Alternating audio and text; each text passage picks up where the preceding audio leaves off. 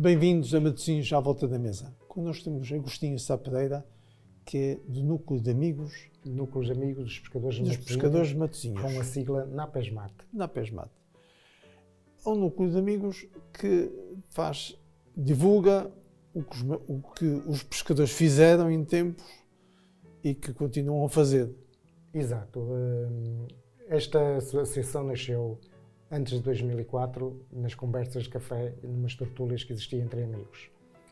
E então eles acharam que aquilo que falavam e conversavam que poderia cair num vazio e poderia cair num esquecimento. Então resolveram criar uma associação. E então, para que nada se perdessem... Para memória futura, não é? Para uma memória futura, então resolveram criar o jornalzinho que era a Maré. Mas muito antes disso, eles encontravam-se primeiramente no Café Onda, com as tertúlias que faziam. Depois, mais tarde, passaram para o Café Internacional e agregado também a isso, acontecia no Parque Basílio Teles, existia lá um cafezinho que em frente ao Lago dos Patos, que tinha lá uma esplanadazinha, e eles na esplanada trocavam os seus pontos de vista, contavam as suas histórias, e então resolveram, na qual ficou conhecida pela Tertúlia dos Patos. E aí, a partir daí, então, avançou-se para... Bem, os pescadores têm sempre muitas histórias para contar, algumas que são verdadeiras, outras que são assim um bocadinho fantasiadas, não é? Normalmente as fantasiadas nem tanto, são muito mais aquelas que são verdadeiras. São mais os pescadores de fim de semana que contam sempre... Não, nós não vamos ao pescador de fim de semana. Pois, são os pescadores a sério, não é? Vamos mesmo ao pescador a sério, vamos mesmo àquilo que se passou dentro do mar, dentro dos barcos, e é aquilo que a gente tenta reescrever fielmente tudo aquilo que se passou. Por isso é que a Maré existe e já vamos no 203 com aquela que saiu agora este mês. Portanto, já não é uma coisa pequenina, já está uma coisa grande com muitas histórias. O agregado de famílias, descobrir como é que as famílias nasceram e se procriaram por Matosinhos, por este vasto Matosinhos imenso que existe, com outras pessoas que vieram de outros lados do nosso Portugal. Descende de pescadores, mas não foi para a pesca? Sim, descendo, o meu pai foi pescador, os meus avós foram pescadores e eu já não fui, juntamente com os meus irmãos, já não fomos para a pesca, assim que também a maior parte dos meus primos, já não fomos à pesca. Porquê? Porque na altura o pescador fazia uma promessa de que filho seu não iria ao mar, e então o meu pai cumpriu essa promessa, o meu avô cumpriu essa promessa com os meus tios, e nenhum daquela geração para a frente foi ao mar. Mais tarde... Mas pela rudeza da vida? Sim, pela rudeza da vida.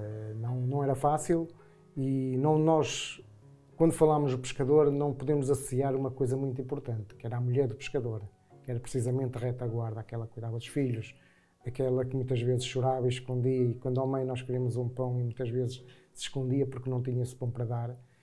Tudo isso ficava muito complicado de gerir dentro de uma casa. E, portanto, aquele homem, e muitas vezes aconteceu isso com o meu pai nem a casa vinha. Quando rebentava a rede no mar, ficavam muitas vezes a cozer a rede para voltarem ao mar, para ver se conseguiam trazer alguma coisa para casa, para matar a fome à família. Eu sei que é uma vida dura, e foi muito dura até bem pouco tempo. E, bem, a vida de pescador ainda hoje é dura. Mas o salário pode ser um bocadinho melhor, e é melhor hoje não se passa aquela fome que se passava nos anos 50, 60 e para trás. Mas a dureza do mar continua a ser. Mas lembro-me bem que da aflição das mulheres junto à praia, quando os barcos não chegavam. Isso lembro-me bem. E está bem patente naquele monumento que está ali, naquele desespero daquelas mulheres.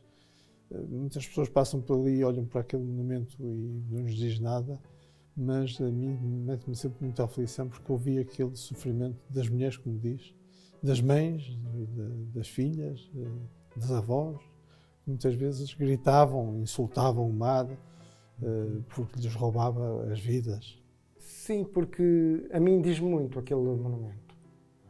Para quem é da minha geração, diz um bocadinho, porque nós já passámos não tão forte abaixo dos anos 60, não é?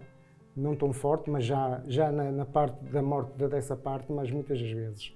Quando a gente, até pelas histórias que ouvíamos. Na Rádio Matosinhos Pesca, que nós fazíamos os turnos, nós éramos 4 irmãos, Nós fazíamos o turno de 1 hora a ouvir a Rádio Matosinhos Pesca, que era onde os barcos davam todas as informações quando o nosso pai estava no mar, para saber o que é que estava a acontecer, o que é que não estava a acontecer, e quando havia aquelas noites de temporal, aqui del Rei, e muitas vezes cheios sem roupa, de corranho a cair pelo nariz abaixo, descalços, lá íamos nós agarrados todos ao vental da minha mãe, ouvir aquele pranto das mulheres assim, ai, já vai mais um, ai, que o barco vai engolir mais outra traineira, aquilo era terrível. Aquilo só para quem viveu é que pode sentir realmente aquilo que era. É verdade. Era de facto muito forte. E vamos desviar só um bocadinho da atenção disso, porque deixa-me muito angustiado, porque assisti algumas vezes e posso dizer que é um momento de grande angústia e, de facto, quem passou, quem viu, quem experimentou e quando passa naquele momento sente muito isto e provoca algum arrepio. Vamos fazer aqui um arroz de polvo. O polvo havia muitos polvos aqui na costa. Sim, ainda continua a haver. Ainda continua a haver. E agora, de repente, o polvo ficou caríssimo. E ontem, quando eu fui comprar polvo, o polvo estava com alarme. Na caixa tinha um alarme, como se fosse uma garrafa de whisky do mais caro ou um conhaque do mais caro. Achei interessantíssimo, porque de repente aquilo parecia uma joia preciosa. Achei super interessante. Como é que é possível, de repente, um produto do nosso mar para já ter um preço tão caro e depois ter que levar um alarme para que as pessoas, pelos vistos, deve ser roubado muitas vezes, imagino eu, não sei. Sim, porque hoje em dia, e o pescador nisso debate-se bastante, não é?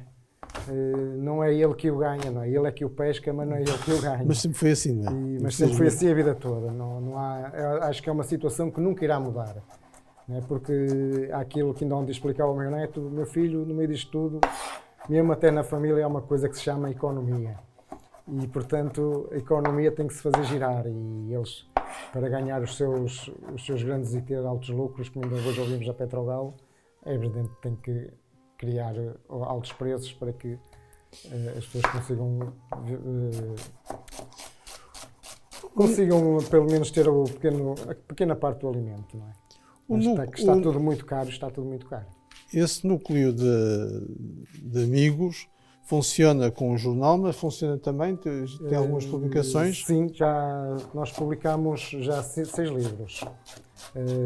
Este foi o último, que tem um título muito engraçado, que é Ui, o que ela faz na cortiça. E, o que ela faz esta gíria nasceu precisamente numa gíria do pescador, no meio da pesca. Quando a traineira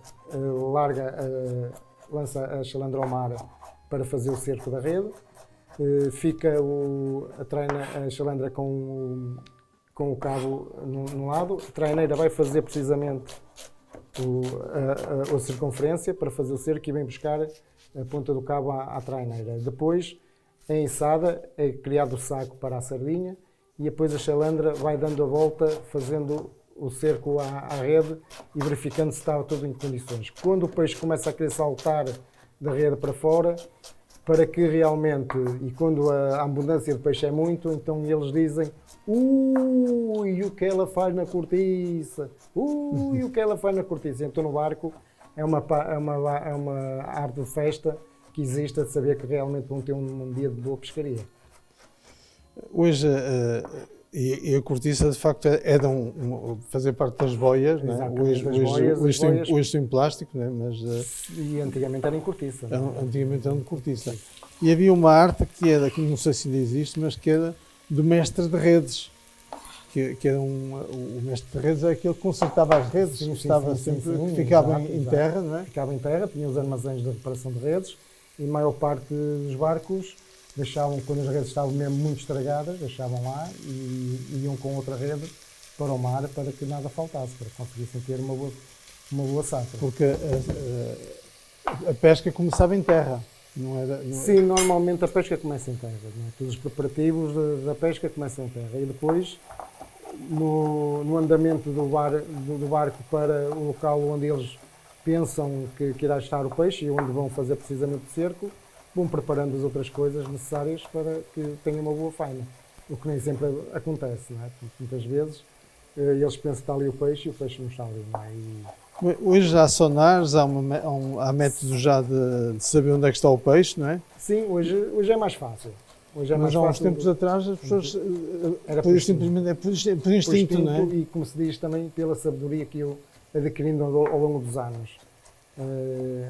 Tenho falado com gente que realmente tem-nos explicado e falado bem de como era a arte da pesca de cerco e não era por acaso que havia grandes mestres em Matosinhos e que faziam grandes pescarias.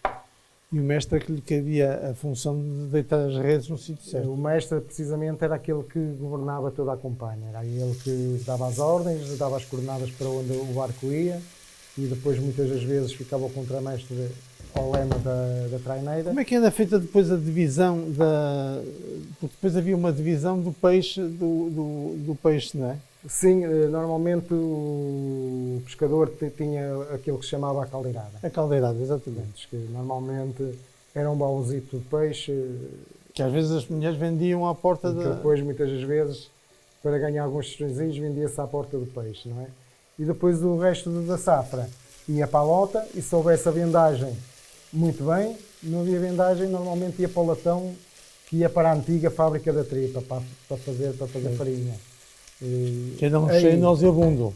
Aí sim, mas aí também havia uma coisa boa para nós, crianças, e que nós chamávamos aqueles que éramos conhecidos pelos pé-rapazes, que íamos para rodear os latões da sardinha, precisamente também para tirar algumas sardinhas que estivessem boas, para ir levar para as vendadeiras, e muitas das vezes vinha o guarda fiscal e a gente ia para a casinha da capitaneira da guarda fiscal.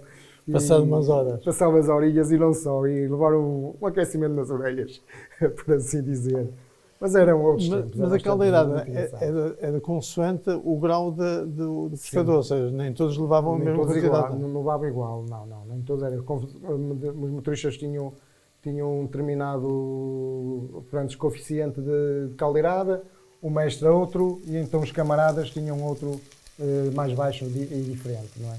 Ainda hoje é assim ou essa prática já... Penso que hoje já não é bem assim, mas é uma questão de se oferir melhor e um dia até investigar. Porque eu lembro-me disso, lembro perfeitamente de haver essa distinção e das mulheres estarem à porta a vender, e muitas vezes iam vender a casas de pessoas que sabiam que compravam. Exato, e ficavam com a caldeirada dos pescadores. E muitas vezes pelas ruas fora, e vizinha, tem aqui um peixinho, quer comprar, é 5 escudos, 10 escudos, que ainda era aquela situação, olha, vai-me comprar um tostão de açúcar, vai-me comprar os tostões de azeite ou dos tostões de arroz, ainda havia essa parte. Hoje não, hoje é o quilo que a gente compra, não é? Uma das coisas que era fundamental também era, durante as boas campanhas de mar, durante o verão, as mulheres que podiam comprar algum ouro para depois empenharem de inverno para ter algum dinheiro, não é? Sim, também havia uma situação, não é? Quando vinha precisamente o defeso, a maior parte dos pescadores, como aconteceu com o meu falecido pai. Eu coloquei aqui o alho, a cebola, um pouco de pimento, não muito, e agora vou juntar aqui o polvo que já está cozido. Já está cozido. E então, como eu estava-lhe a dizer, vinha o defeso e a maior parte dos pescadores ou iam para a frente do Café Internacional ou iam para a parte da Petrogal perguntarem se havia algum trabalhinho para dar. E muitas vezes lá iam descarregar os pescados e ganhavam algum dinheirinho assim, e alguns fizeram vida e alguns até deixaram o mar mediante conseguir entrar de facto para a PDL e ficar a trabalhar diretamente na PDL, não é? Hoje em dia, o pescador já tem outra forma de se governar, não é? Tem, salvo erro, uma espécie de subsídio que recebem, já tem uma espécie de subsídio de desemprego, que não sei bem os moldes que funcionam, mas que realmente hoje tem uma diferença que antigamente não se tinha, não é? Mas hoje também ninguém quer ir ao mar, não é? Cada vez há menos pescadores. Em Matosinhos, não. Hoje vivemos mais a situação do mar, mais com o povo da Póvoa e de Vila do Conde, e Estarreis, Ovar, Cortegaça, e Espinho também, são aquelas zonas agora que querem mais ir ao mar. Agora, Matosinhos criou-se uma metrópole praticamente, não é? Uma cidade grande, em que as pessoas já têm outras fugas de emprego e ir ao mar já se vê muitos poucos amigos que vão ao mar que sejam naturais de Matosinhos. Que embora no bairro dos Chegadores ainda exista uma boa companhia deles. Esse núcleo pretende exatamente manter essas histórias, manter viva essa memória que faz parte da memória também de Matosinhos, porque Matosinhos é exatamente tudo isso, é pesca, é conservas, tem aqui a parte industrial, é também a parte rural que muitas vezes as pessoas esquecem-se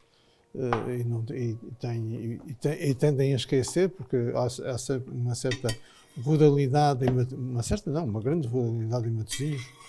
Estou aqui a juntar a água da cozedura do povo. Mas é bom saber que existe alguém que se dedica. Agora é que vou pôr o sal, porque na cozedura do povo não se coloca sal, não é? Só depois. Só depois. O NAPESMAT está precisamente neste momento para não deixar morrer as memórias do pescador.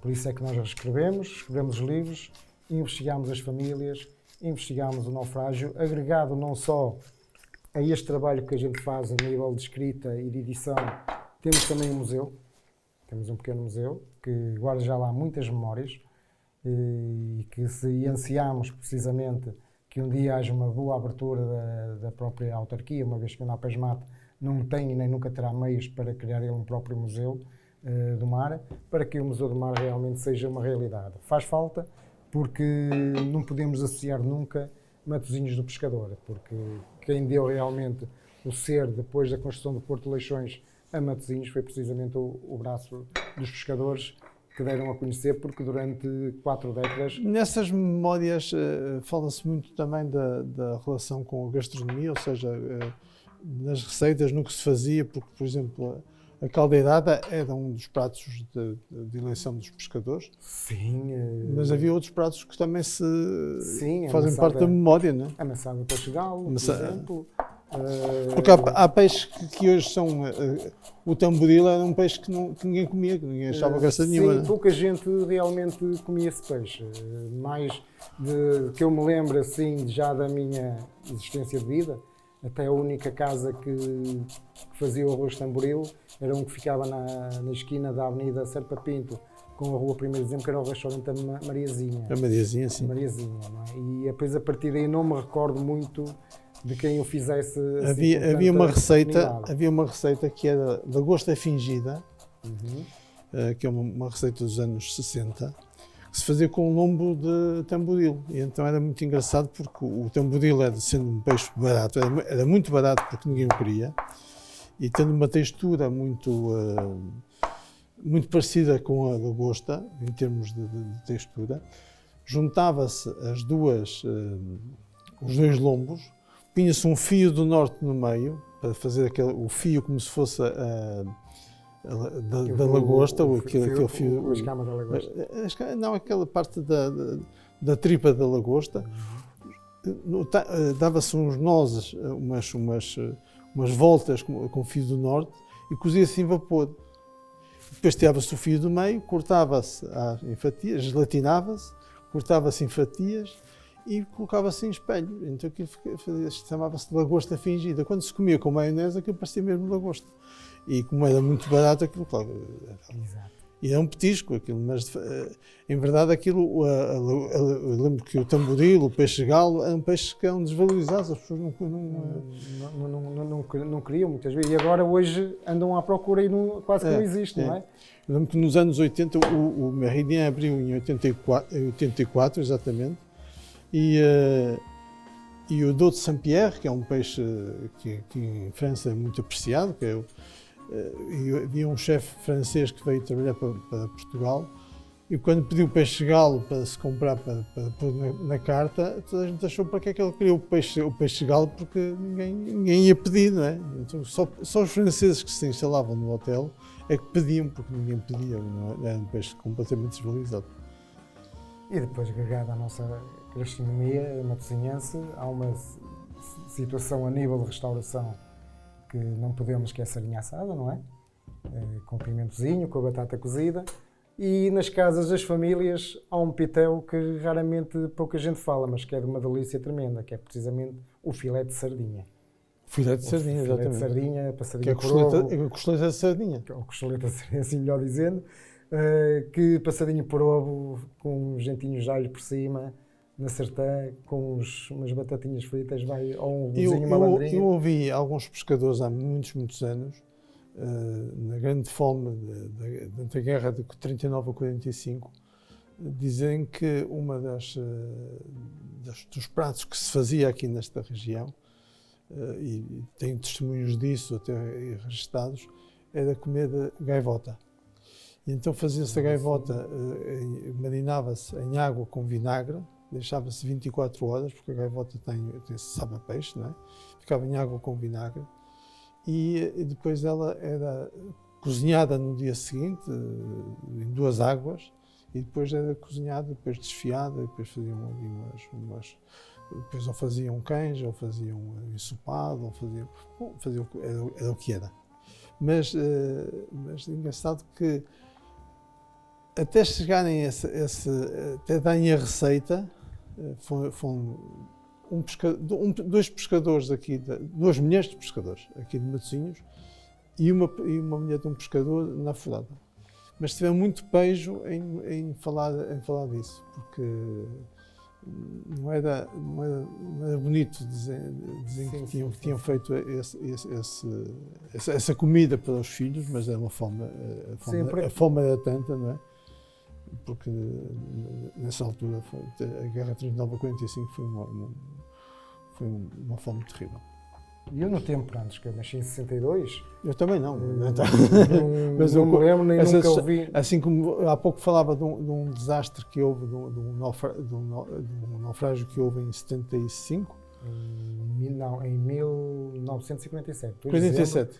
De 1957. Vai agora fazer 75 anos, que nós precisamente no jornal A Maré, nos anos 70 houve um que foi ao fundo da Avenida da Boa Vista, no Castelo Queijo, mas foi um petroleiro. Isso foi um petroleiro, já com a marca. Esse aí vi a segunda e a terceira explosão.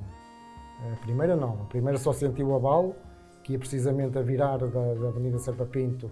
Teve lá o casco Ana. Manos, andou de ponta a ponta e foi um espetáculo que não devia ter acontecido, pois. Mas no fundo foi aquela força da natureza, não é? Que às vezes acontece e que nos dá aqueles espetáculos como os incêndios, que a gente não são agradáveis, mas a verdade é que o nível de imagem, o espetáculo é algo da normal, não é? Mas esse de 47?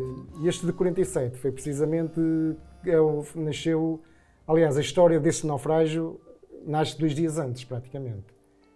Porque havia muita fome no mar na altura, os pescadores não pescavam, e então houve 2 barcos que foram para os mares na véspera de 29, 30, 30 para o dia 1, foram para o Mar da Figueira. E fizeram 2 lances e pescaram muito. Deixaram a rede a sinalizar novamente o cerco, vieram à terra à Figueira vender o peixe que já tinham, comprar mantimentos e voltaram novamente para a pescaria. Quando regressaram a Leixões, na véspera do dia do naufrágio, não é? Isto é, já no princípio da noite do dia 2, isto no dia 1, quando regressaram a Leixões, então precisamente os pescadores, ao ver os barcos a vir carregadinhos de peixe, aquilo foi um berço-tabias, uma correria tremenda, e então eles saíram todos para o mar.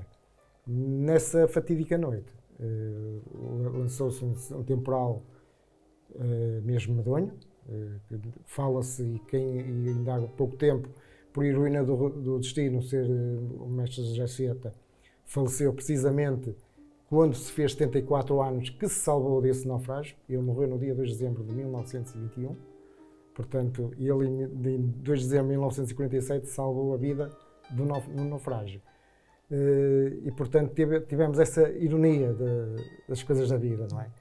E então acontece que os barcos saíram, caiu a noite, e a maior parte dos barcos ainda eram a carvão, e cometeram um erro que hoje, neste caso é o meu tio que fala muito, cometeram o erro de navegarem muito junto à costa, na rebentação do mar. E então aí aconteceu a verdadeira tragédia, com o Dom Manuel, a Maria Miguel,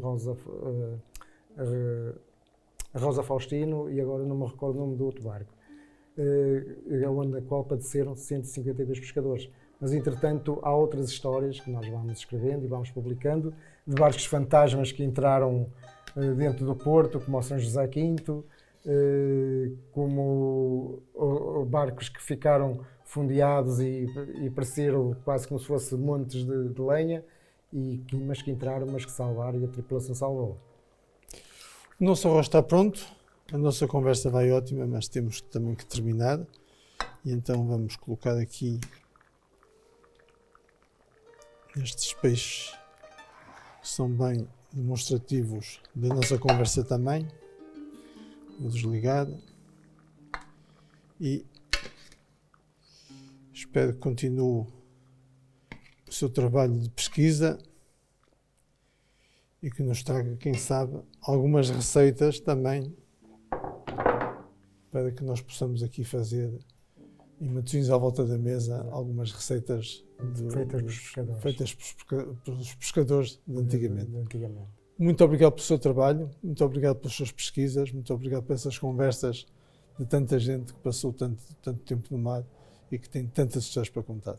Muito obrigado. De tudo, gostaria também de agradecer a vinda e a lembrança do Napesmat vir cá, à doutora Celeste Reis, que faz os afetos no feminino, que incentivou para que também é um grande projeto. Que também é um grande projeto e que nós somos parceiros também precisamente da Faculdade de Letras com a Celeste Reis, estamos a ajudar na parte da Agir, estamos a ajudar, o Napesmat está a entrar e pensamos que vamos conseguir também dar uma boa alavancagem a este projeto. Muito obrigado. Tá? E nós, até à próxima, se Deus quiser.